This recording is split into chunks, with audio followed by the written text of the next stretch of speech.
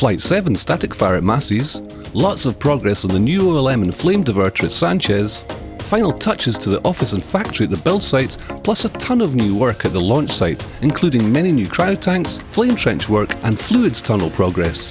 Welcome to episode 68 of Starbase Flyover Update. We'll cover all the Starbase development from the 21st of November through to the 19th of December. After nearly 4 weeks of bad weather, there is a lot to catch up on at Starbase, Texas. My name's Jeff A, so let's buckle up and enjoy the latest flights from 10,500 feet. We'll start our tour over at the Masses test facility. Before we dive in, let's have a quick look at the labelled map by Proky to get you oriented. A lot has changed in the extended interim between flights as SpaceX continues to progress. First, let's check in with the events of the site since our last episode. Ship 33 conducted 2 static fires on the 15th and 16th of December, one being a 6-engine firing and the other a single-engine flight-like startup for an in-space burn as confirmed on X. Once again we were treated to some amazing video from the SpaceX media team. The ship then returned to Mega Bay 2 for final preparations for Flight 7. After this flyover, Booster 15 rolled to the Booster Cryo stand on December the 21st, ahead of its Flight 8 test campaign. This image is from Starbase Surfer on X. Moving on, at the top left of the site, we can see a new vertical tank has arrived. It's not yet clear what this will store. The flat vaporizer is a tank-mounted type, as seen in this image from Lindy Engineering. Above the LOX tanks, a new tank and 2 vaporizers have been installed. This row of equipment is a gaseous backfilling system for the new LOX tanks and used during vehicle test operations. Beside the ship cryo station, a new piece of hardware can be seen. This is the mounting ring for the inner 3 thrust rams to simulate the forces on the booster during various phases of flight. On the test stand, a cover has been placed over the lower section to allow the crew to continue welding during the recent wet weather. It appears that most of the hydraulic actuators needed have been staged near the old can crusher. The 20 blue connecting rods indicate that there may be 53 rams in total. There would be 33 for all the engine mounts underneath the test article, plus the 20 outer pull-down rams used in the previous configuration. Another set of rams are staged near the new LOX tanks, 5 of which were used further up the test rig, plus up to 6 additional unused rams for the twisting function of the blue cap. Finally, at the booster salvage area we can see most of the booster 11 parts have been scrapped and the area is nearly cleared. The only remains belong to the hot stage ring from booster 12. That's it for Masses. But before moving on to Sanchez, we'll take a quick look at the commercial lot by the Rio Grande River. Earthworks have returned to the site, with new gravel roads and large chunks of the built-up soil being removed and spread out over other various areas. One of these areas is the front strip where the pile driving crew were busy during our last flyover. This pile work is continuing further along. Large timber piles are being driven in on the other side of the higher ground. Lastly, a large area has been cleared adjacent to the Rio Grande River. This is the potential site for the proposed restaurant that will feature decking overlooking the river. And now, to Sanchez. Thanks to Proky for supplying this labelled map.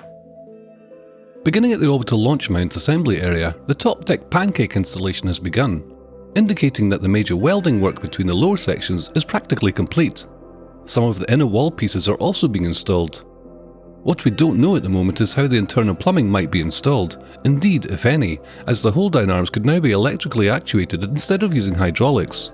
We'll keep an eye out on that development as always. Another important point are the 2 flame buckets for Pad B. As you can see, lots of progress has taken place over the past 4 weeks, with the main structure being assembled. Unlike the one used at Masses that arrived in pre-assembled sections, these are being fabricated on site.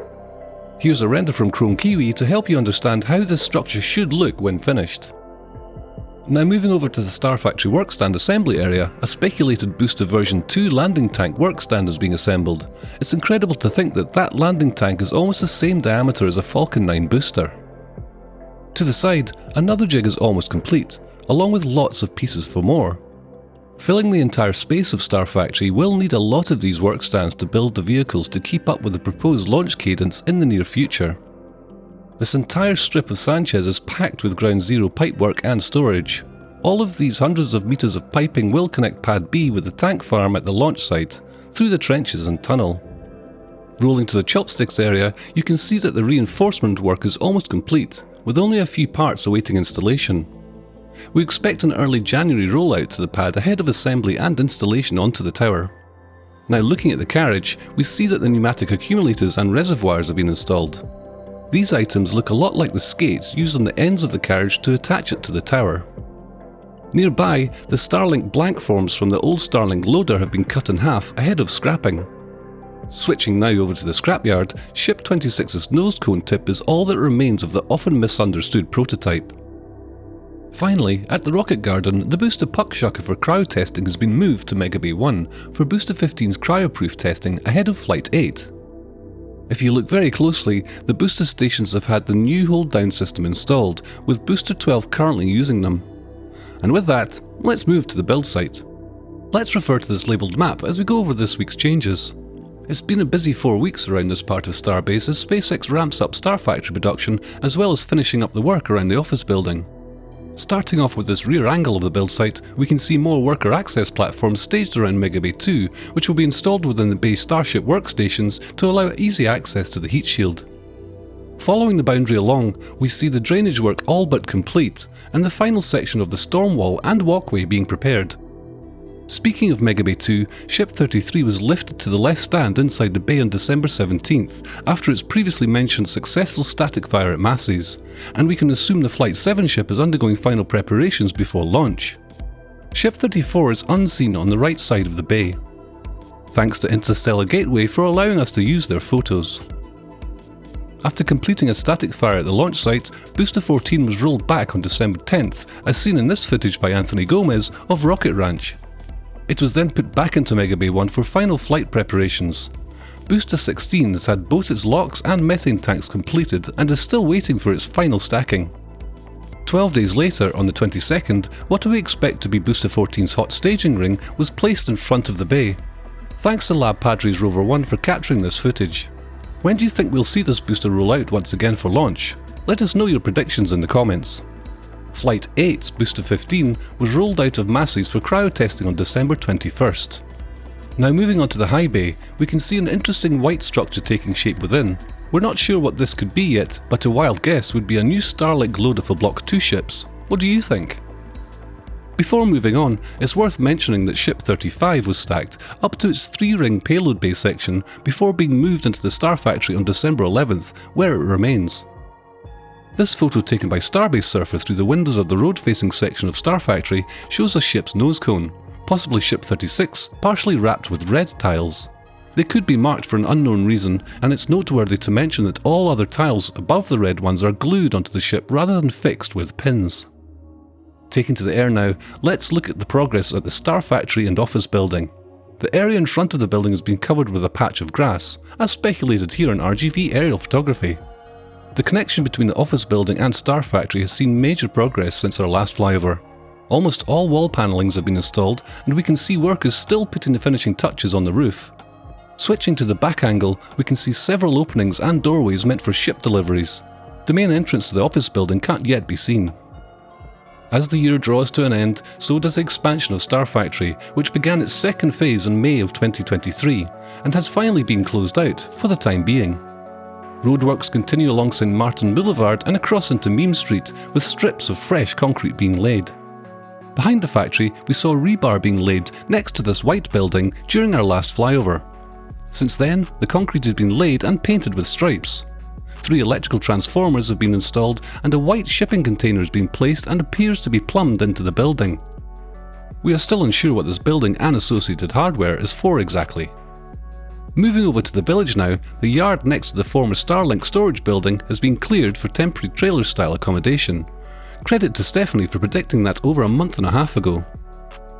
The large earth mound to the east has been levelled, and the area appears to be getting prepped for even more of this type of accommodation. Over here, palm trees have been transplanted around the family recreation area. A wading pool can be seen here, and a concrete base for the amenities and plant room. Our commentators over at Starbase Weekly speculated that these 2 towers could be a showering or water spraying structure for a children's water park. Here we can see the sushi bar building's continued construction. More new palm trees are being planted along the street and in some of the house yards further down. At the end of the Boca Chica village, a gate has been installed. All this infrastructure comes as SpaceX submitted an application to Judge Trevino of Cameron County by Kathy Luders on December 12th. it asks to formally incorporate Starbase as an official independent city, and this was confirmed by Elon Musk in a later tweet. Now let's move on to the launch site, where SpaceX is getting ready for Flight 7. Before moving on, this flyover was made possible by our paid supporters on Patreon. Consider supporting us to gain access to high-quality photo galleries and roundtable discussions the same day we fly. Here is a new labelled map after nearly a month of construction progress. The Pad B area of the launch site looks quite a bit different. It is clear that the recent poor weather has not held up the SpaceX crews and contractors. Starting at the flame trench, the centre portion has now been excavated level with the other sections. This has exposed evidence of the tieback installation along the northeastern side of the sheet piles. A second row can be seen on this wall as they continue to dig deeper. Across the trench, the drill rig is installing additional tiebacks now that this area has been excavated. Along the southwestern side of the flame trench, the commodity trench area has been prepared for continued work with the pouring of the rat slab. Protruding from this thin layer of concrete, we see the piles here have not been cropped yet to expose the rebar for integration into the culvert base that should see progress soon. Crew can be seen installing braces for more formwork. Beside the tower, chopstick assembly hardware has arrived, with crane mats for each of the 4 columns. If we remember back to the Pad A chopsticks assembly, the 2 arms are attached to the carriage prior to installation on the tower. Tower 2 has seen the installation of scaffolding around all areas of Tower Module 7. In the days just prior to the flyover, work would begin in earnest as reinforcement gussets began installation as they did on Tower 1. Looking closer at this angle, we can see 3 of the large gusset plates installed between the horizontal and angled beams. Significant progress has been made on the commodities tunnel, with it being extended toward the fluids bunker. One expansion loop has been formed, with another in progress near the bunker. Cryogenic lines have been installed in parts of the trench that have been finished, as well as gaseous supply lines being direct buried next to the culvert. 2 new vertical tanks have been installed. These will likely house liquid nitrogen for the deluge farm. Beside these tanks are stacks of high-pressured gaseous nitrogen tanks for startup pressure. We speculate that this system will use the same principles as the one used at Massey's static fire stand. Finally, a large trench has been excavated and a rat slab is being formed for unknown hardware. Let us know what you think will go in this area in the comments. Before leaving Pad A construction site, a quick look over at the ports reveals new air separation unit components. So far, there is no guarantee that they are for this site. We'll have to keep an eye on them in the coming weeks. A new large concrete pad has been formed across the D2 entrance, with electrical stubettes going along the south end of the slab. It is currently unknown what this slab is for. Taking a look at the new subcoolers, we can see most of the pipework has been installed, as well as pipe racks installed in front of them. The 2 new horizontal LOX tanks finally arrived and have been placed on their pedestals. A new vertical tank and short vaporizer has been installed amongst the rest of the hardware on the Highway 4 side. New pipes have been installed to the pipe racks that extend LN2 withdrawal toward the new subcoolers. To finish off, electrical utilities are being installed under Highway 4 using a directional boring machine. The Buckner LR11000 has been parked in front of the methane tanks as it waits for a new path back to Pad B. To finish off changes in this area, the methane tanks that resided at Sanchez have been placed on the old vertical tank pad. Coverings have been placed on the break room glass after receiving work. Scaffolding on the roof might suggest changes to the structure to mitigate potential future damage. After removal on December 2nd, the chopstick ship lifting pins have been reinstalled and they are sporting a new design. Scaffolding was reinstalled in the launch mount after Booster 14's static fire for final preparations for launch. The Booster Quick Disconnect hood has been the primary focus of welding work, as well as areas around it. Finally, the hood door has a new layer covering the seam to try and keep gases out during liftoff. Booster 14 conducted its static fire tests on the 9th of December. It was then rolled back to the production site on the 10th for final launch preparations. SpaceX released this amazing footage of the static fire with a unique shot under the launch mount during the test. Finally, the FAA issued a launch license on Tuesday, December 17th. This paves the way forward for Flight 7 of Starship Super Heavy to launch in mid-January.